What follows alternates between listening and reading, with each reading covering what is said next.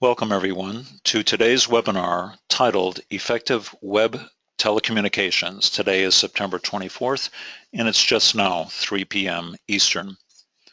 I'm your host today, Mike Lasecki. I'll introduce myself more in just a moment. Let me show you a little bit about the system that we're using today for the webinar and tell you about our sponsors. For this webinar, you're going to be in listen-only mode using your computer or your phone, and we invite you to ask questions via the question window, the chat window really. As I mentioned a moment ago, for those of you that might have heard, this webinar is being recorded and you will be sent a recording link. Today's webinar is brought to you by the Center's Collaborative for Technical Assistance, with additional support by the ATE Collaborative Impact Project. And here's the disclaimer: the views presented today do not represent the views of the National Science Foundation. In fact, they're pretty much my views, and take them with lots of grains of salt. What is the CCTA thing? Well, it's brought to you by 5 different ATE centers. As you can see, they're located at various parts around the country, and our centers tend to have experience developing technical programs at community colleges, and we're looking forward to the deeper connections with those of you that are coming from the TAA CCCT side. The purpose of our thing is response to requests from the Department of Labor. And they thought, you know, these ATE centers have been around for a while. Why don't we have a mechanism by which there can be technical assistance that is provided to TAC grantees? Things like success coaching, in-person convenings. A large one happened last summer in July at the High Tech Conference. And of course, this webinar series. These activities are relevant. They're relevant for those of you that have Department of Labor grants, those of you that have National Science Foundation projects and centers, workforce programs, and the wannabes. I don't mean wannabes in a bad way. I mean those of us that either have an NSF grant and would like to get a labor grant, or vice versa, or for those who are new to the grant world. What are the delivers of this project? Well, topical webinars like today and teleconferences. Today is going to be a webinar. And they'll provide new solutions. They're all recorded, they're all archived, and there's other online media that will be generated as a result of this project that you see here. We hope to invite you to regional discipline-specific conferences. As I mentioned, the one was held in July, where we did identify and document and discuss best practices across our community. And the CCTA wants to host these convenings, as you see. I'm getting ready now because I've told you a bit about our project. I'd like you to tell me about yourselves. So if I can manage it here, I'm going to launch a poll and ask you to tell me your affiliation. So there it is right on the screen. If you just go ahead and click those radial buttons, and we'll see where people are coming from today. You can choose obviously an NSF grant, a TAC grant, both or neither. So I see people are logging in. I can see your percentages here, and I'm going to display that in just a moment. Okay, most people have answered. Let's take a look and show the poll.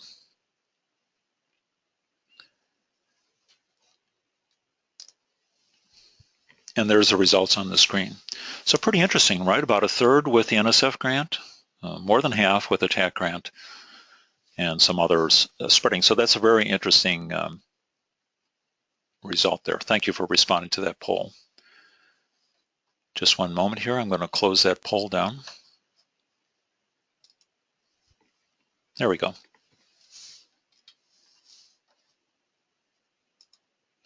Let me tell you a little bit more about myself.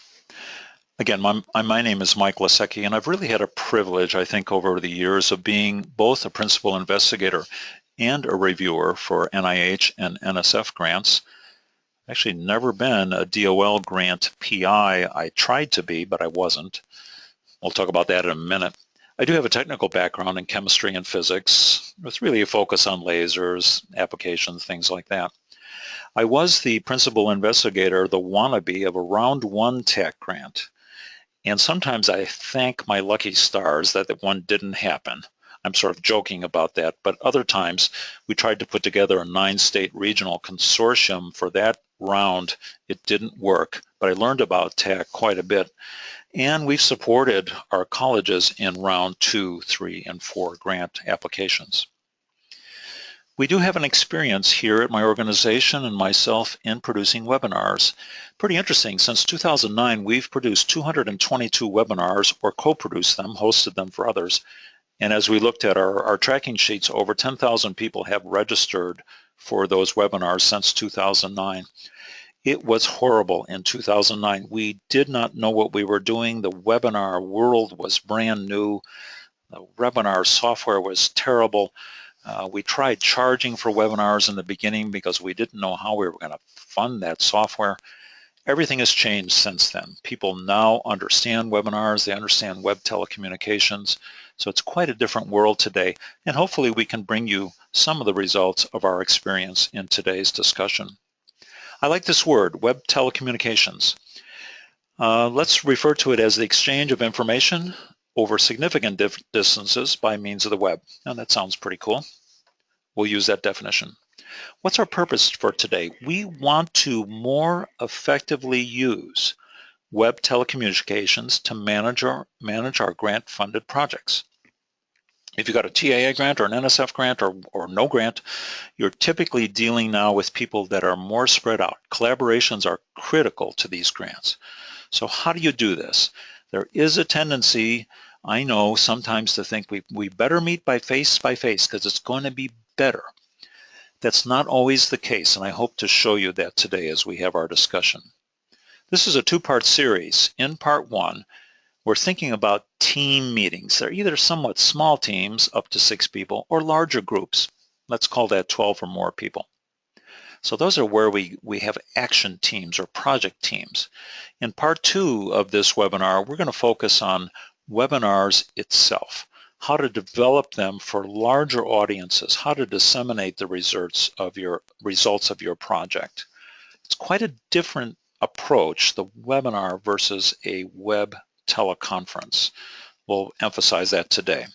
So part 1, we're focusing on these smaller sort of team meetings. All right, you got to convene your team, right? You do this routinely, once a month, once a week, whenever you need to, more often than perhaps you would like. And sometimes we say, let's just do a teleconference. Well, that's fine, but notice there's some dots after the but. The web conference takes that audio bridge. It still has the audio bridge, and it allows enhancement with images that can be jointly viewed. Images, documents, Excel spreadsheets. You can share those amongst your group so everybody can see them. Now you're thinking, well, why is that different than a face-to-face? Well, of course, because you don't have to bring the people from distances. And sometimes people forget that the advantage of these things today is they can be recorded. So just like this event is being recorded, that can be part of your archives, part of your documentation of your project, or you may want to revisit it. It's worth doing. There's ways that web conferences can be better than face-to-faces. All right, let's convene our team and let's make some assumptions. You're going to laugh at these. You send out an email, okay, everybody, we're having a team meeting next Monday. Number 1, they probably won't read it and they won't save it. It'll sort of register in their mind somewhere. Well, it does help if you put a calendar link in there and they click on the calendar. Number 2, you send them a reminder, a second email. They're going to lose it. It's going to disappear from their inbox by some unknown method. It's going to drop below the level of the screen. Number 3, for sure, they will not test their system, their web conference system, for compatibility. There's these nice little links that says, click here to test if you've got the right software installed. Well, I'm going to say they not necessarily won't do it, but they probably won't do it. They won't get around to it. So now their calendar pops up, their message pops up. It's 10 minutes to go before the start of the meeting. And my God, they've forgotten everything. They don't know where your email is. They haven't tested their system. They're panicking. I've got to get in. You can imagine this happening. Maybe it's happened to yourself. So how do we manage these sort of facts of life, right? Oh, and I forgot. They forgot to take their dog out of the room and their dog starts barking in the background. There's a picture of a barking dog. It just isn't funny, these facts of life for these webinars. Oh, let's do another poll. Let's see if I can't launch this other poll. I'm going to pull this up there, and here's the question for you. All right, there we go. How many times have you heard an audio disruption on a web call, on a conference or a web call? You know, it doesn't have to be a web thing, it could be a teleconference. I mean, I've heard barking dogs, I've heard phone ringings, I've heard, equipment, construction equipment in the background. How many times have you done that? So go ahead and answer this one. All right, lots of people had responded. Let's see what the results are. I'm going to close the poll and then share it with you. There we go. Often, okay, you're just like me. Most of us have certainly heard it more than once, and in many cases often. Let me hide these poll results here. It's just a reality of life, isn't it? So how do you manage that? All right, let's talk about some good practices of convening your team. You want to hit them with connect information over and over again. And the way we do it is we take our agenda, which is like typically a one-page Word document or could be an email, and right at the top of that agenda, you've got the connection information. Remind them within 1 hour of the start, because now it's going to be in the view. They'll see it in their email. It's sort of at the top, and it'll say, hey, we're starting in 1 hour. We always do a 60-minute reminder.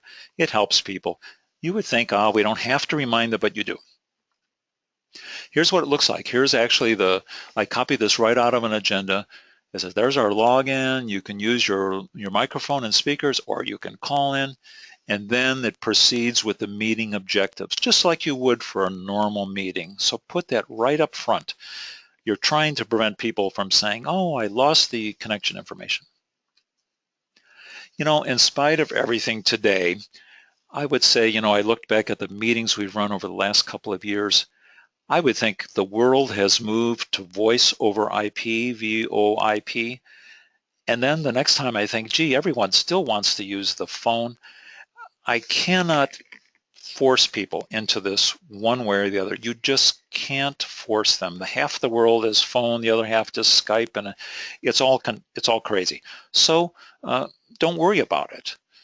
But here's the thing that you should do. I think you should require your team to log in. Right? I've had people saying, oh, I can't I just join by phone? I don't want to have to connect. And they've got all kinds of reasons. Don't accept those reasons for your team. Say, I want you to log in. I want you to log into the web interface. And sure, they can come in by phone or voice, VoIP rather, voice over IP. Either one, that's fine. Help your team. Not many of them, some of them will have struggles with this. Others, it will be second nature. If they got a MacBook, it's easy, right? It's got integrated audio and video. The speakers and microphone are all right there. You don't have to do a thing. I'd really like to suggest, and I'll talk more about it in a moment, that a quality USB headset is worthwhile for your team. Help them at the beginning of your team meetings. Just help them get set up here. Help them get over any problems that they have. What about a speakerphone? Well, I think many of you already know the answer to this. Depending on the quality of the speakerphone, there can be a real hollowness to the person's voice. A good one tends to eliminate that, but nonetheless, you can be in a room, you can be here picking up sounds. If you got a couple of people in the room, they're shuffling their papers. I would say speakerphones aren't your best option, but all of us have been on these sort of things where people are using speakerphones. That's just my own opinion there. Okay, here's my disclaimer. I do not have any investments or stock in Plantronics or any of those people, but this is the headset we use here at our organization. It's Plantronics, whatever name it is. You can find it on Amazon. I like the thing. It's very high quality. It's easy to use. It works. Sometimes when we work with our collaborators, we might ship one of these headsets to them and say, here, why don't you go ahead and use this one? People will say, oh, I can borrow my friend's headset, and they got one for $19.95. Well, those aren't as good. It's one of those things that you pretty much get what you pay for, right? So my advice is outfit yourself with a decent USB connected headset and just find one and buy it. It's not that big a deal. Now remember, we had this 10-minute thing prior to the start when people are panicking trying to join your event. Here's some good practices. Don't let yourself get distracted by this. You're the manager. You're running this meeting. You can't say, oh, let's wait for Johnny to figure out his problems here. You should start on time regardless of what we're doing. So always keep that in mind. Start on time regardless. They'll catch up. And by the way, they've got a recording to listen to in case there's some problems. Sometimes people with problems will come on audio and say, oh, I can't get connected. My system doesn't work. My firewall, I'm being firewalled. Don't let that disrupt the meeting. Be respectful of the other people who have logged in and got set up in time.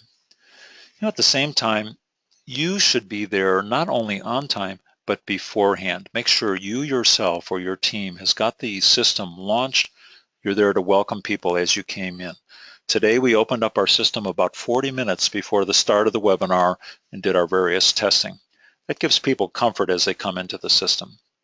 What we do, and you might do, depending on your team, you might have a helpline.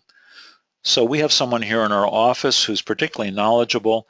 We give out their phone number and we say, if you're having any problems connecting, just give Janet a call. And that helps. You can take the disruption of someone trying to connect. You can just say, hey, just call Janet and she'll work it through with you. They might miss part of the webinar, but remember, there's a recording they're going to receive anyhow. So that's going to work for them. So do this ruthlessly, right? Make sure you start on time and you get things going. As a manager, you must manage this effectively. You have to exert absolute control over all of the elements. That includes the chat window, the audio, any web cam, things like that.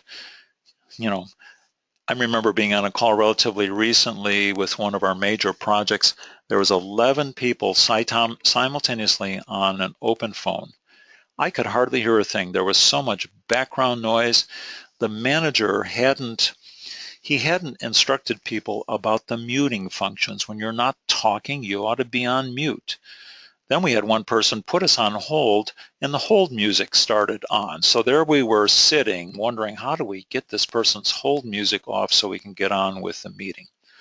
So you got to be absolutely ruthless when it comes to exerting your control over this. Did I say start on time? I think so. Make sure that you start on time. Don't let someone's troubles distract you or delay you. Now we're at the beginning of the meeting. Welcome everyone. Would everyone like to tell us who's here? No, you don't say that because you have people tripping over each other speaking at the same time. So you have your list of attendees and you say to them, John, would you say hello to everybody? That's good. Thanks, John. Your audio sounds good. Ian, your turn. Say hello to everybody. So go around your list.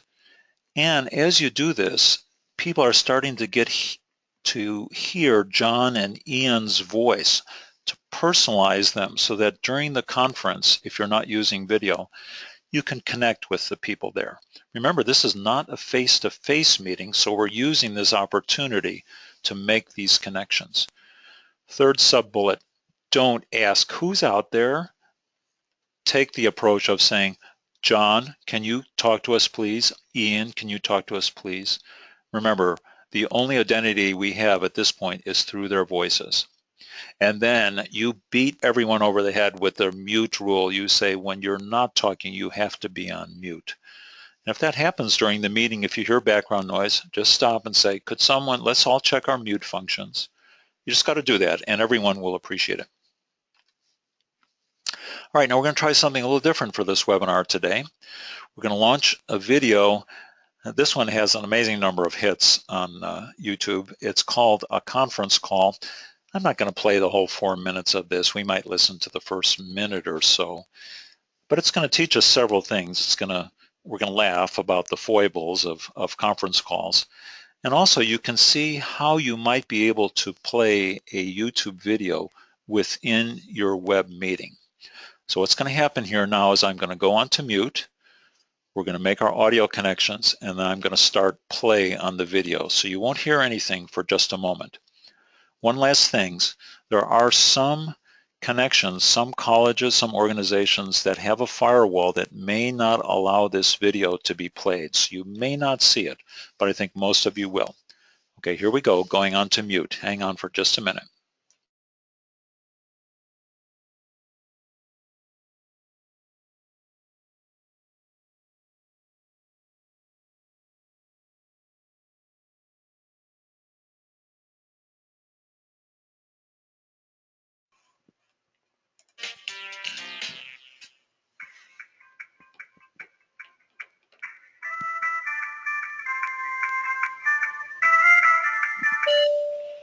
Beth has joined the meeting. Hello? Tyler? No, this is Beth from ICS. Oh, hey, Beth. How are you doing? Oh, good. Yeah. Just making it, Tyler? Has joined the meeting. All right, well, this is Trip. Who's here? Tyler's here. Beth's here. Okay, the purpose of today's meeting is to discuss the... Yeah, I'll be able to do it in like 30 minutes. John? Has joined the meeting. Hi, John. Hi. I was just trying to go over the purpose of today's meeting, which is to discuss the deliver... Tyler? Has joined the meeting. Sorry, guys, I got cut off. Is Paul here? Send him an invite. Put in your access code. No, that's your PIN number. It should be a 9-digit number. Try pressing the pound key. Paul. Has joined the meeting. Any questions before we move on? Yes, this is Beth. What's our best plan of attack for the second quarter? Question We actually... should do. Oh, go ahead. Oh, I think Well, what we should do. It actually really depends on diversify. how you look at it, because the really come.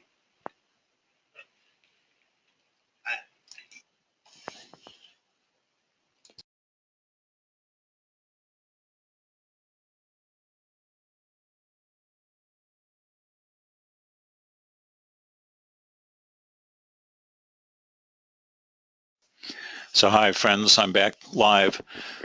So we played about 1 minute and 30 seconds of that one. When you have a chance, I put the YouTube link on that slide. When you get that back, you can pass along, or you can just, Google it on YouTube and you'll find it quickly. It's sort of fun because all of us smile at the various foibles that happen there with connectivity, and all of us have seen it. So again, as we talk about these mechanisms for managing these things, we focus on this first bullet here. It's called a talking mechanism. Now what I mean by that is, for people online, it's quite possible to talk over each other, as you saw a little bit there in the video, without realizing it. So as I run our meetings, I try to work with people in the beginning saying that if you have a comment that you would like to make, why don't you raise your hand? So a lot of web interface systems have a hand raise function. It can sometimes be accompanied by a sound to let you know that someone's raised their hand. Now you as the manager, you're looking at your list of attendees, you can see when they've got their hand raised. And you might say, oh, I see that John has a question, let's pause for a moment. Or you can say, John, hold on for a minute, we'll get your question in a moment. You can manage it that way. When we were working on that round 1 TAC grant, the one that wasn't successful, we had 19 people on a call, one of our first calls. It must have taken us 20 minutes in that first web teleconference to get this sorted out, to get people actually raising their hands. But you can imagine with 19 people, there had to be a mechanism for allowing people to talk. So that's one. Establish this question comment mechanism. The other approach of doing it, besides raising the hand, is for you to call on them. We'll talk about that more in just a minute, but that's one way of keeping people engaged. You call on them, and they may pass, that's fine, but we'll see how that works. It's particularly important in these web teleconferences to run a tight agenda. You know, everybody says that, whether you have a face-to-face meeting or any kind of meeting, you ought to have a tight agenda that has timing marks on it. So if you know you're starting to run way over time, you can reel it back in. Your attendees will appreciate you're running a tight agenda. Now, on a web interface like this, you'll often be sharing documents. Let's suppose you've got a Word document or some images that you'd like to show. You can have these ready to go, staged on your desktop. Many of us have been on a conference like this that says, oh, excuse me while I pull this up from my email, and now you watch the person navigate through 4 layers of things on their desktop.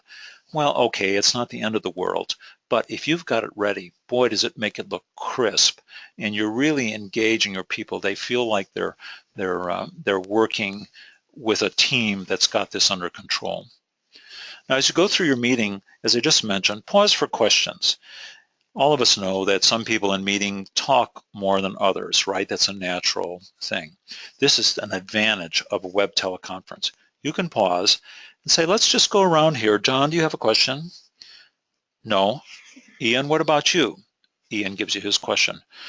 What about you, Jenny? Do you got something? So you cycle through the whole room. You're keeping people on their toes. Obviously, you can't do it if you have too many people online, but if you have 6 or 8 people, pause, just cycle around, do this. You know what? They're going to start paying more attention. You're engaging them more. They're not going to be checking their stock prices on their laptop, on their iPad. Instead, they're going to be, paying a bit more attention. And we talked about timing, starting on time, end on time. It's amazingly how much people appreciate that, because all of us are busy. Ending on time is critical. Even if you're near the end, you got a few things to go, you can say, look, I know we're at the official end of our time, just hang on for a minute. That's okay, but never let it run hugely long. That's just something that will kill you.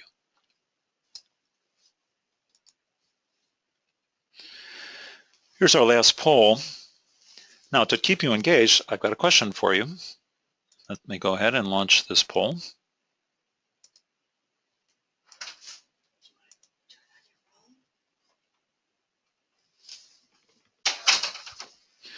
Go ahead and answer, please, folks.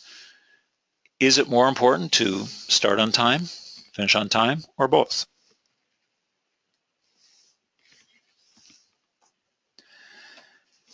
All right, everyone's piling in. This is an easy one. Thank you very much for all those. I'm going to close the poll and we're going to see our results.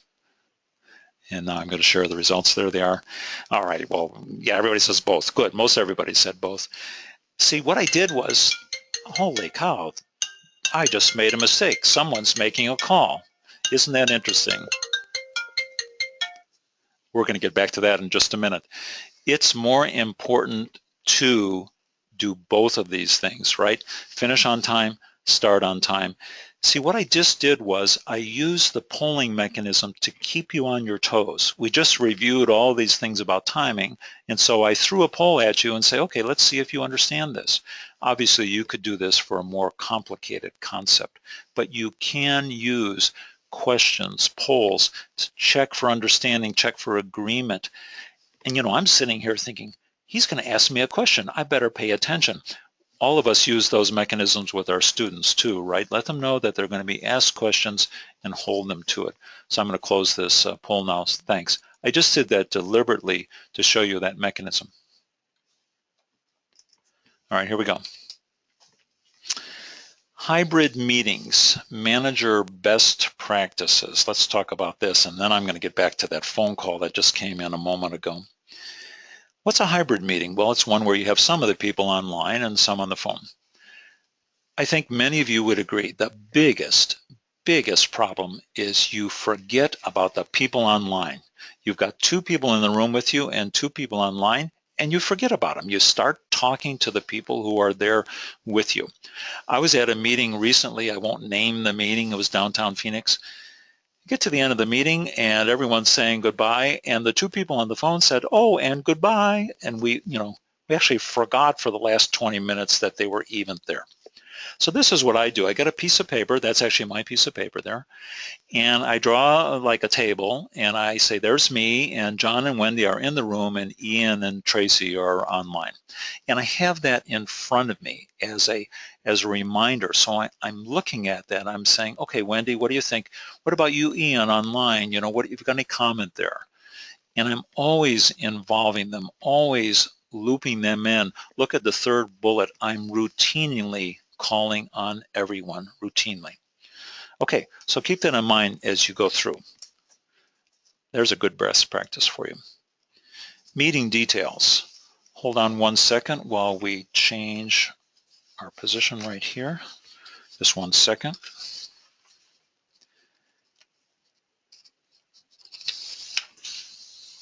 Okay, there we go. Disable that annoying ding when someone enters or leaves. Right on a teleconference or your system, when somebody comes in, it'll go ding. That is the most annoying thing. Or sometimes when they leave, ding. Disable that. You know, don't, make sure you know how to disable that. It's so annoying. You're hearing me speaking, of course. But suppose you ask people to raise hands when they've got a question for you. That's actually rather convenient because you can hear in your audio system that little ding that causes your eyes to go look over at the participant's window and see has someone raised their hand. So that's cool. It is okay to use chat. People are saying, oh, it's so distracting to have people doing the chatting. I don't think it is. And here's why. Chat is not bad.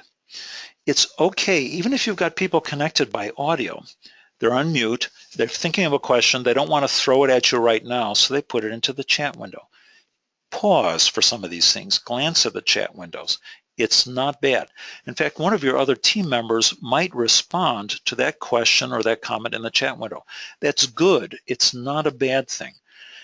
But don't let you, as the manager, don't let you be distracted by the chat window. Oh, what's going on there? You find yourself losing the focus of your meeting if you're recording or looking at the chat too much.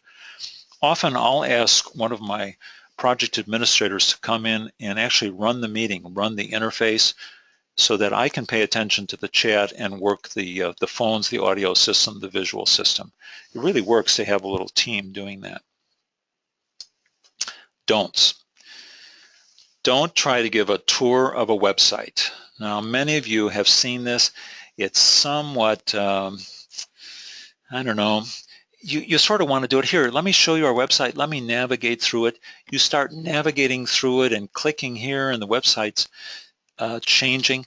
But the problem is, because of bandwidth reasons, your team members don't see it. There's a lag. They can't keep up with you. It stutters. It goes, It's a terrible thing to do. When I show website things, beforehand, I'll do frame captures of individual pages and show them sequentially, just much better. Don't try showing a video from your desktop.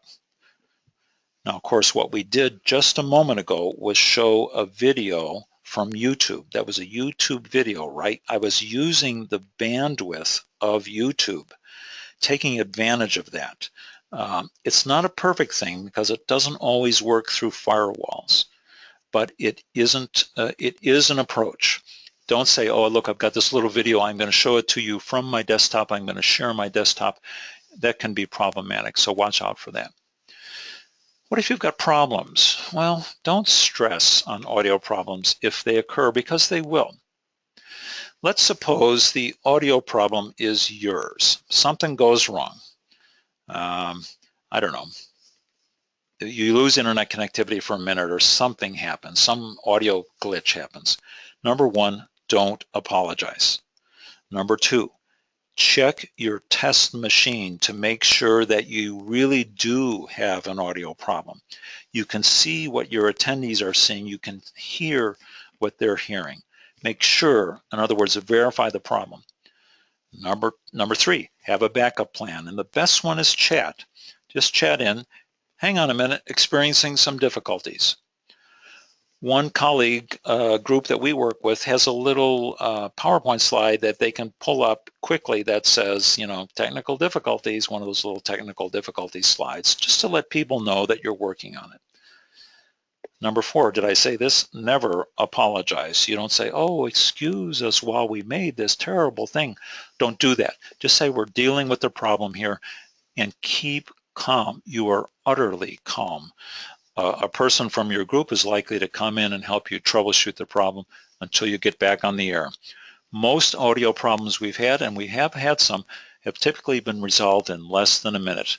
People will hang on for a minute. They don't mind. What if the audio problem is theirs? Suddenly the chat window lights up. I've lost audio. Well, often it's a single person. So you don't want to say, oh, I see Johnny is having audio problems.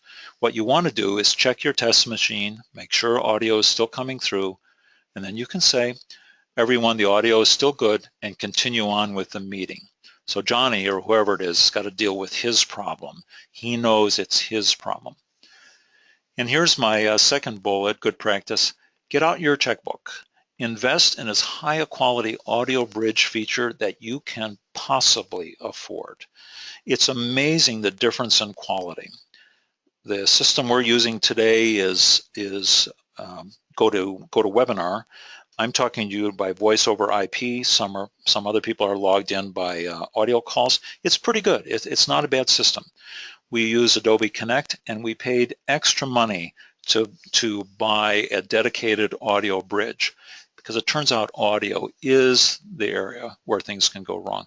And I'm sorry, I don't dislike freeconferencecall.com, but the audio quality and the robustness of it there is just not there. I'm sorry. I don't think they intended it to be free.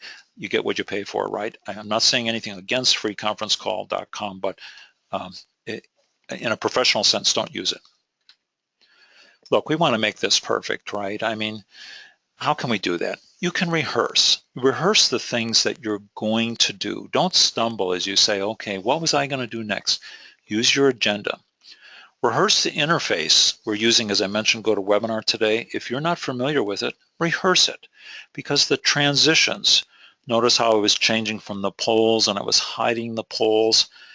I'm not that great at it, but I try to take my time. I recognize you're going to be a little patient with me and make it happen. Transitions, especially if you have other presenters, are important. Again, make sure you know, this is the last bullet, make sure you see what your attendees see.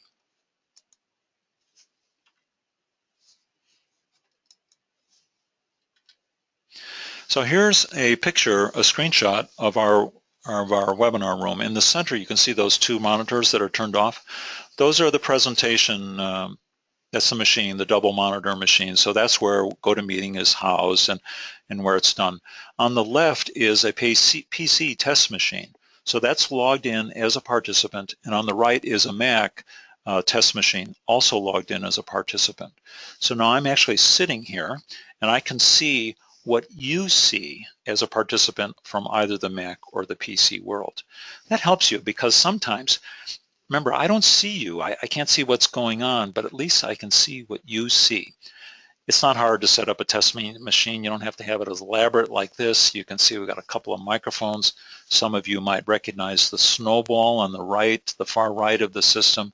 There's a studio mic set up in the center that we haven't quite figured out yet. But anyhow, this is our nice little webinar setup. More about making it perfect. Use mechanisms to engage your audience. I tried doing that today, right? I tried engaging you with some polls. I tried changing it up, making you look at a YouTube video.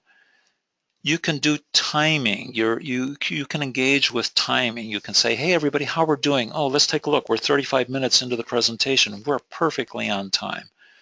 You can make your webinar, your web meetings perfect if you pay attention to timing.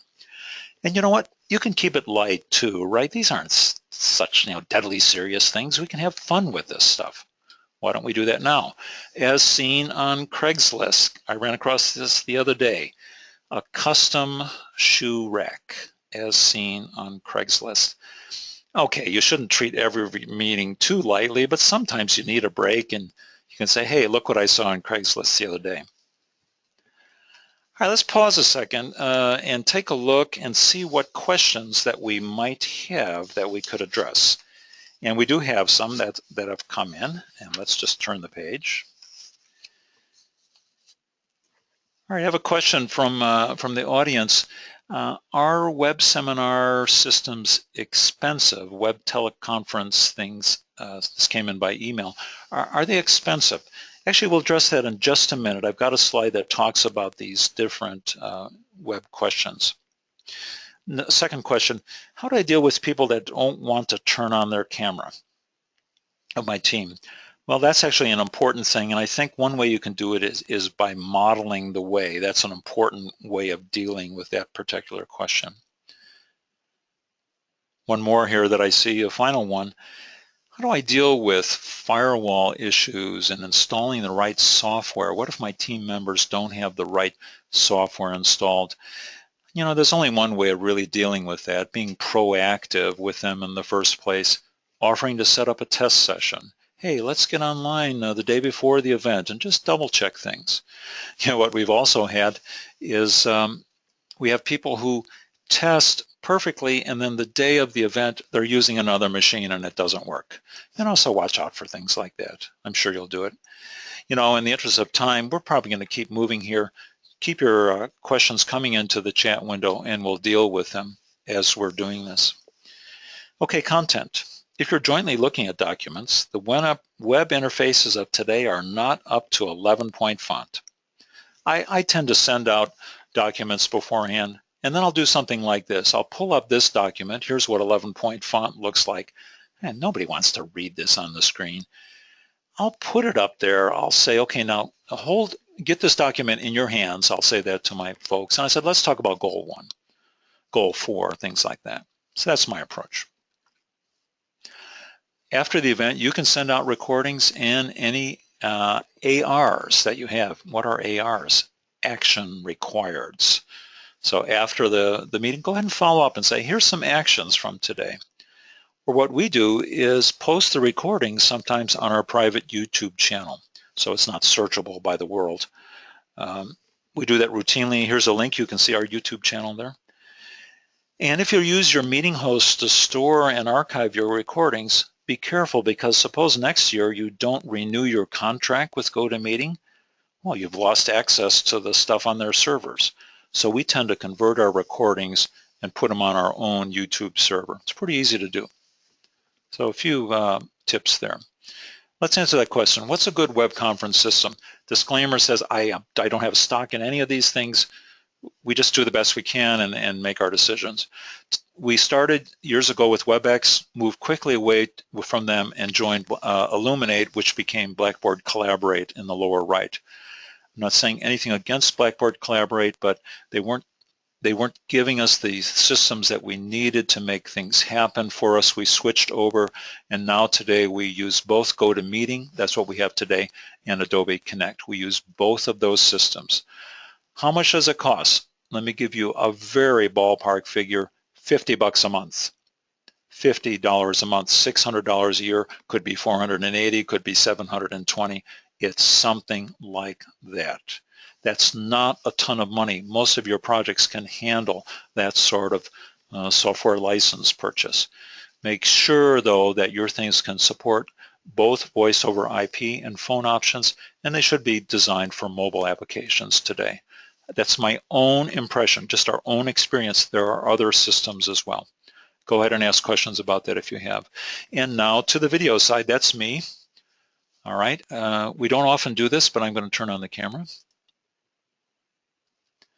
And there we are. Hi, everybody. This actually is a live event for today, and you can see me and me there in both things. You know, as you're running your cameras, I'm going to talk about this more in a moment, but you want to do things like making sure you're in the center of the screen.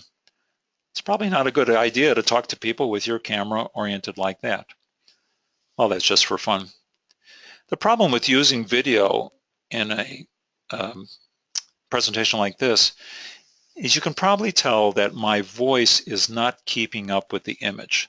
That's a bandwidth issue. So often, if I've got a smaller meeting like 6 people, we'll use the cameras and we'll deal with it. But for a larger meeting, I'm typically going to turn off my live video. I'm going to turn it off now. There we go, I'm gone. Let's talk about video. First, web conferencing is not video conferencing. So here's an image I got from this place called Life Size, and they sell web conferencing gear. It's where you go into a room like this one. Here's our web conference system at our unit's office. It costs, I don't know, about $4,000. People do use it, not as much as you might think, probably because these simpler systems have really come along today. So it's not a web conference. This is good if you've got a team of 6 meeting with a team of 6 in the other part of the state and you're all in a room. What we're talking about today is where people are sitting in front of their individual machines. So make that distinction. All right, here's the problem of video in a web conference. I can't tell you how many times people call me and say, do I have to turn on my camera? Do I have to turn on my camera? The answer is yes, you have to turn on your camera. Well, that seems a little severe, but the solution here is really control your own environment and model for people what it means to turn on a camera. It's not a bad thing. There is advantages of video in a setting like this. Engagement goes way up. Personalization occurs. And you know, something like smiles come through. If you're just listening to my voice, right, you can imagine me smiling, but you can't see it. You don't have those cues. You also can see the frowns as well, right? So video really adds to it in a lot of ways that you might not think. People sometimes have objections to these things, so let's manage our video presence. Just like any other meeting, people say, oh, wait a minute, that means I have to come in from home in my bathrobe on camera. I don't want to be in my bathrobe on camera. Isn't that strange? Anyhow, manage your attire. It's just a business meeting. We talked about camera frame a minute ago, and also the background and food. I'm going to talk about food. It's not going to be fun. Let's control your visuals. There's me. What do you folks see in this visual here? You don't have to put it in the window, in the chat window, but a number of you could type in things like messy and cluttered. And so that's what my camera is going to see when I turn it on, right? It's going to see me. My attire is pretty good, but the background's crummy. Now I'm controlling my background, right? So I'm in a clean environment. I've got just a nice little picture in the background to give it a little bit of a look. Let's compare these two. So what do you think would be better for a web presence, right? The guy on the left, he's better. He's smiling. The guy on the right is frowning. I guess that's because he's not happy being in that cluttered environment. Let's talk about, as a participant, video etiquette, excuse me. Okay, now I'm not the managing it, but I'm participating. You want to control your video background and as well as your audio. Control that as well. Control your camera frame, your attire, food. Yes, you got to pay attention to that. And this is important. It's okay to turn off your camera to take care of something. Just click your camera off. That's quite allowable in a video meeting. You could put in the chat window, you know, turning off for a second. That'd be fine. And here's something, if this sounds funny, don't use your lap for a laptop. If your camera is built into the frame of your laptop and you're holding it on your laptop, it's jiggling around through your natural motions, so don't use your lap for your laptop. Now, deliberately, a few minutes ago, I had one of my colleagues call my cell phone and I left it on. I deliberately left the cell phone on and you all heard it ring. How embarrassing was that? So that means controlling your audio background. We did that deliberately just so you could see what it was like when a presenter forgets to turn down their cell phone. I actually did that on purpose. I mean, we did this on purpose so you could hear what it sounded like. So control your audio background as well. Let's take a look at Mike. What do you see here? Well, I guess I'm giving you a clue. That's a pretty distracting background, isn't it? That's distracting. Oh, this is terrible. He's scary close to the camera. Have you folks seen people do this? Yes. So try to pay attention, not get too close to the camera. Sorry. Oh, now Mike is answering emails on another computer. You've probably seen this, right? Instead of paying attention to the camera, I've turned to the side. I've got my other machine there and I'm answering emails. Come on, Mike, give me a break. Uh-oh, I'm sorry to show you this one. Don't do this. Don't eat food during a video conference. I'm sorry. What else do you see in this picture? Everyone is laughing, I hope. There's an arrow right in the middle of the frame pointing at his nose. you sometimes forget that your cursor is in the middle of the screen, and you know, make sure your own cursors aren't floating around there. Let's get this off the screen. It's making me sick. Mike is out of the frame. He's forgotten to turn the frame here.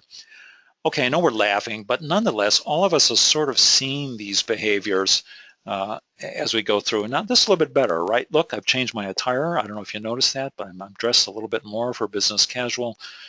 I've got a little frame in the background. See that screen behind there? It's controlling my environment. It took me just a few seconds to set up that. Just worth doing, right? So I'm modeling the way, right? I'm modeling what we're doing here. Hey, what about video gear? People say, what should I use for a camera?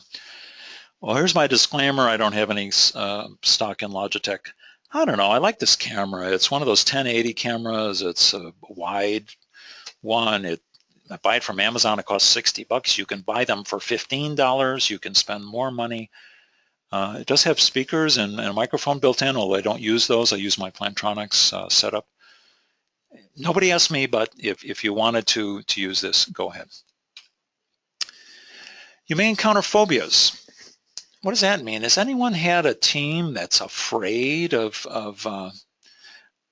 going onto webinars? Would you use the chat window and just type in what message you have about phobias? We'll wait for a second while people are wildly typing in. Team members that you've encountered, you know, they're afraid of appearing in their bathrobe, and they don't want to be on camera and stuff like that. While you're typing in, I'll show some of the results on the screen here. Here's a phobia. I've talked with people. One guy said, I'll drive across town to go to that meeting before I turn on that damn camera. Isn't that funny? There's just this resistance to cameras. I don't know what it is. Another person said, oh, I'm just not photogenic. I'm just no good on camera.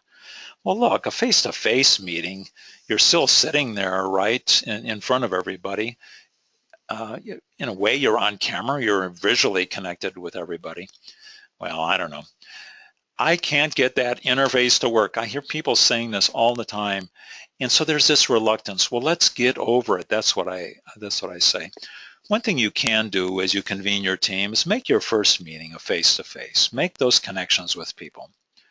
Number 2, schedule a practice session with your reluctant folks, right? Just say, okay, let's do this. Let's work it out.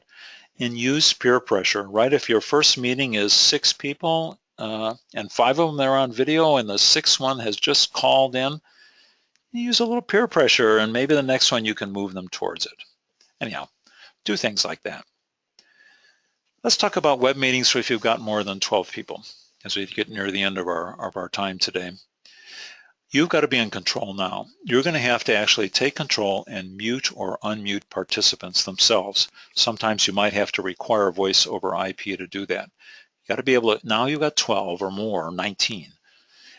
Number 2, forget the video for everybody. The systems won't handle it. Typically 6 or 7 is about the most video feeds they can do before they choke. So whoever's speaking should then pause and say, let me turn on my camera and I'll speak. You'll just have to manage it a little bit more. In those larger meetings, you should practice the handoffs. Say, okay, John, it's now your turn. I'm going to put the screen share over to you. Let's make sure your audio is okay. Go ahead, John. Stuff like that. If you do have presenters in these larger meetings, say you're going to have a report out from 3 of your key members, schedule a little rehearsal with them. Make sure their systems work. Check their audio. You'd be amazed how that pays off in the end. It does take more time, but it does pay off. It's really worth it.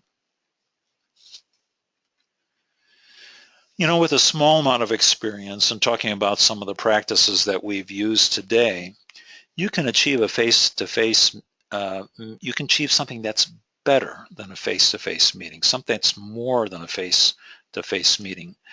It tends to make you more agenda focused, right? You got to hang into that agenda. You got to time with the agenda. You got to respond to that agenda. And number 3, you've got a recording, and that can be very valuable for not only archiving reasons, but as you turn to your evaluation of your project and your formative aspects, that can help out. This is a little bit harder to quantify, but you can use this sort of stuff to adapt to your team style. You could say, hey folks, instead of driving from across town or across country or wherever for these meetings, why don't we try this webinar? Let's see what works for us. You don't always have to have your video cameras on, right? Sometimes you can come in at the beginning and you can say, you know, we're just going through these documents. Why don't you folks feel free to shut down your video cameras, and you can adapt to your team style. You're actually formulating the way your team is going to work together. I've seen it work. I've seen people come on and just be so natural on screen once they've gotten over these couple of things. And you're giving them some flexibility, right? Mobile is now an option. The GoToMeetings, the Adobe Connects work on mobile devices. You have to worry about them holding a mobile device in their hand as they're connecting with you, but you can do it. The technology and software are now, they're much more available. They're I don't know, they're affordable. Is $50 a month affordable? I think so. I think so. There's a good chance, though, that your own college may have a system that you can access. Funny thing happened here. We have Adobe Connect on our campuses, and we said, can we borrow it? And they said, no, we're really full, and we've got a lot of users. Why don't you go and buy your own? So we ended up buying our own. But there may be times on your own campus where you can use this. Okay, so let's turn now to some more questions that might have come into the chat window here. Let me pull up the chat and take a look at what we're seeing here just a second. Okay. Hold on a second. Notice how I'm not worried about you not hearing me as I adjust the chat window up and down here. And thank you for the questions. Just one more moment. Okay, there we go. All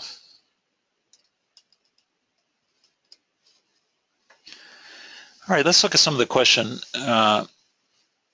webinars here.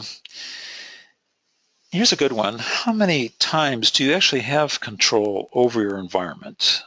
Well, it really depends a lot on your project. I would say often you may have to go off-site to control your environment. That's a possibility for a webinar or web meeting. Keep that in mind. It's true, you don't always have control, and sometimes, as happened to me, I had perfect control. The janitor came in, as he always does, he knows he can, came in, emptied the trash, and suddenly appeared in my camera field. There was just no way of preparing for that one, so that was good. What about in-house webinars versus contracting with a producer to deliver?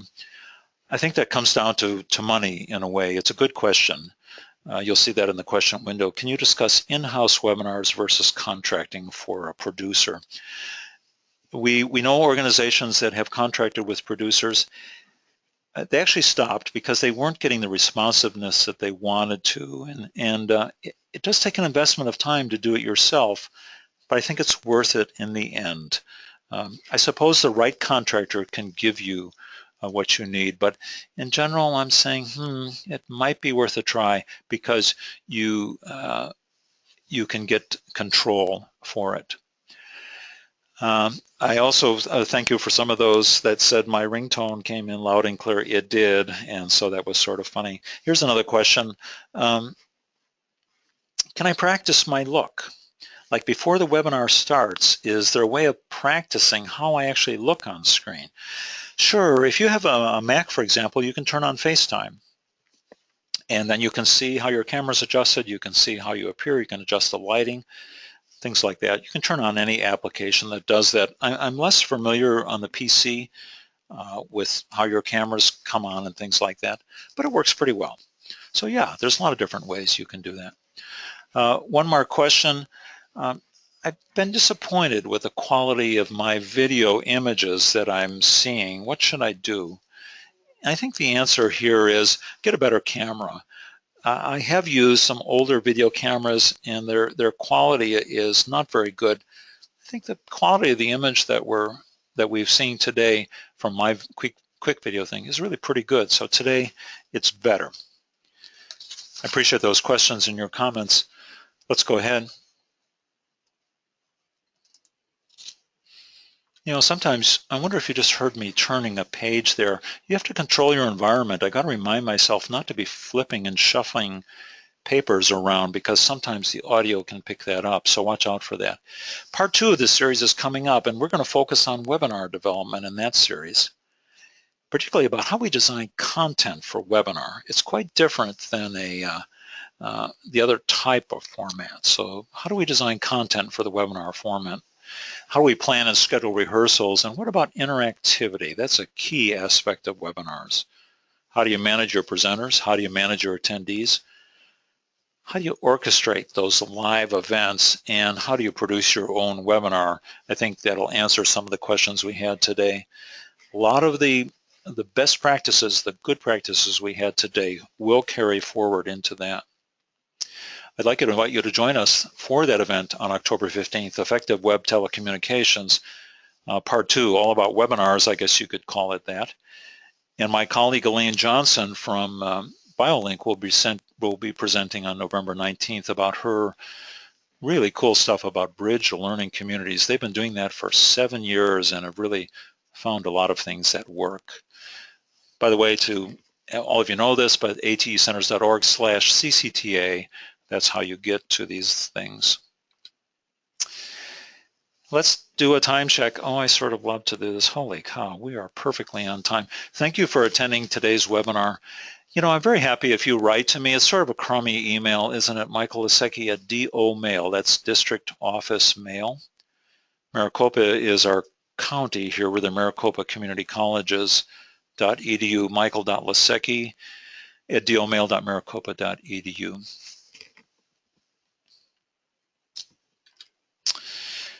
Help us become better. As you log out of the web seminar today, as the system shuts down, a survey will pop up. Just some radio buttons. I bet you could do it in less than 90 seconds, and that'll help us be better. It'll help us demonstrate to our funders that people actually are saying that they see the value in these materials. We appreciate that a lot. It's been my pleasure today. I think you could tell that I sort of like doing this webinar stuff. I get excited. I like thinking about how to make our web telecommunications better. I hope you'll join us for part 2. That officially ends our webinar today. Thanks for joining.